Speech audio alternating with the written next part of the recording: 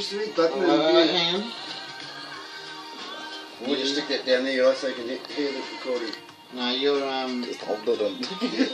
yeah. It's recording. Is it working now? Yep. So just pointed at the... Point at the tattoo. Yep. Turn on the side of it. I have to get over by Isaac's side first. Got a bit of a side profile there, Eli. Yeah. So originally Eli had this middle piece here which talked about the journey of Kupe from Hawaii.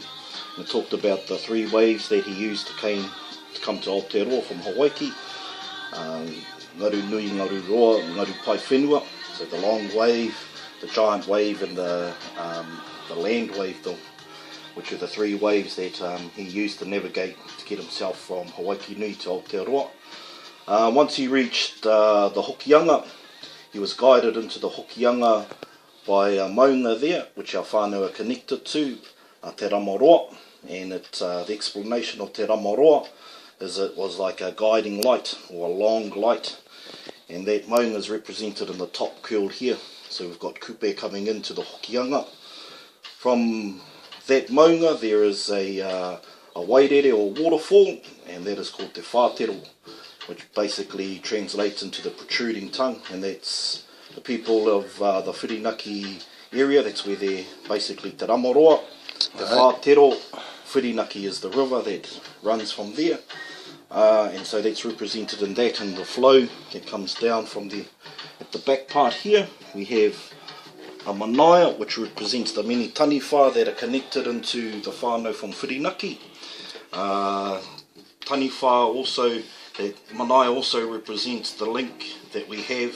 It is the only thing that we have in Māoridom, a representation that represents the pathway between the physical and the spiritual. So they're our manaia, the things that link us between the physical world and the spiritual world. In this sense, it's those taniwha still sitting in the spiritual world, but also they reside within the physical realm as well, tying us also into the physical things of the river, the moana o Hokianga. So another one of those kōrero with how Hokianga Whakapau Karakia got its name, in regards to the fight that Kupe's nephews, Nuku Tāwhiti and Ruanui had over a whale. Once they returned from Hawaii after Kupe went there, they came to settle the Hokianga, and they had a karakia battle over karakia, over the whale, Arai Te Uru. Yeah. So that's what that manaia also represents in there. As we come out of there, the flow that we have in here is to do about his own personal journey. His personal journey, like the river, like the Whirinaki River that comes out from the maunga, and that also is his journey in life. So that portrays that, and also those links that he has through your fella's father, grandfather, back to the Whirinaki.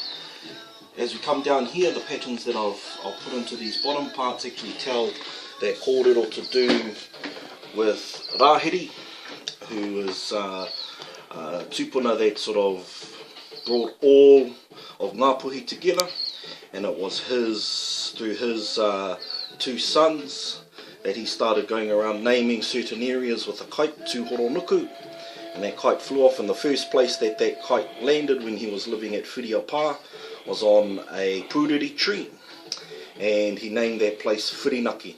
So that's what that kōrero was there, and it also talks about te whare tapu o Ngāpuhi, and there's a long kōrero. We won't get into the gist of it, but it starts with the maunga Te Ramaroa, and how that maunga is the starting point of ngā pau, or the pillars of Ngāpuhi, and it goes around all the different maunga whakahi, or the spiritual connections that the people of Ngāpuhi have to these various maunga, and starting at Te Ramaroa. Yeah, good. Thank you very much. Right, now you take a photo of Paul here beside my son, please. Chat. Right. One of these photos. Yeah, one of these photos, yeah. Perfect. This is Paul here, the artisan who did Eli's Tamoko. Hearty. Chermicus. Yeah, yes. And Chermicus. Mean, Eli. Mean. Mean as. Mean as. Yeah. And now I know how to use my video on there too. better describe the Bruno. I can video too now. Alright, Andrew, let's take a photo of your model. Yep. Right. Tidying my hair up a bit.